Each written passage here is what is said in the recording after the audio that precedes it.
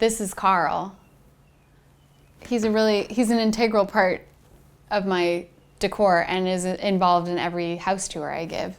This, I believe, I'm fairly confident, is the Canadian cover of my book.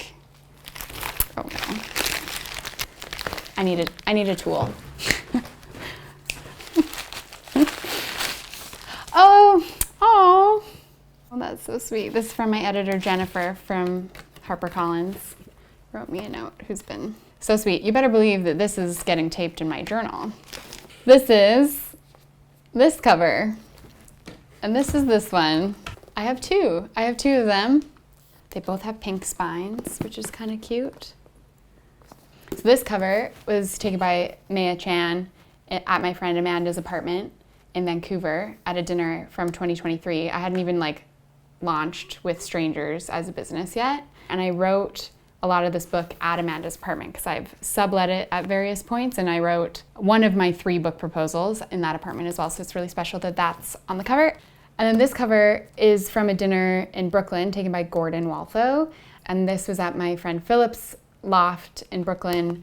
Philip's basically my older brother, and so it's super special that these 2 dinners are very close to my heart. Really cool that they're on my cover, and that I have 2 of them, and that I have my friggin' name on a book.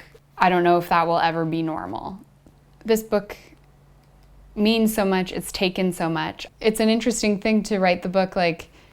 There are sections that started out as poems, and there are sections that started out as even Instagram captions or from my notes app and blog posts and from 20 years of my life. And it was really cool to think about a previous version of myself showed up for me in this creative process, that I was all that, those years and decades of dedication have culminated into this project. So that's pretty cool.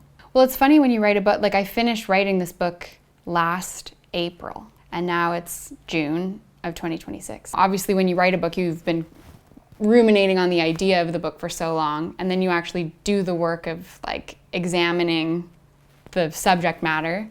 And then since then, I've been thinking about it ever since. And so I almost feel like I'm already at 2.0 of the lessons in this book, and no one has read it yet. This book kind of takes us as far as me being a broody kid who probably had a lot of social anxiety and didn't know how to connect about the things I wanted to connect about. And then that inspired this project, Dinner with Strangers, and what I've learned about people and what I've learned about connection and identity and belonging. That kind of caps the book there. And then since then, I've been thinking about not just about what I've observed about the world, but how to engage with the world.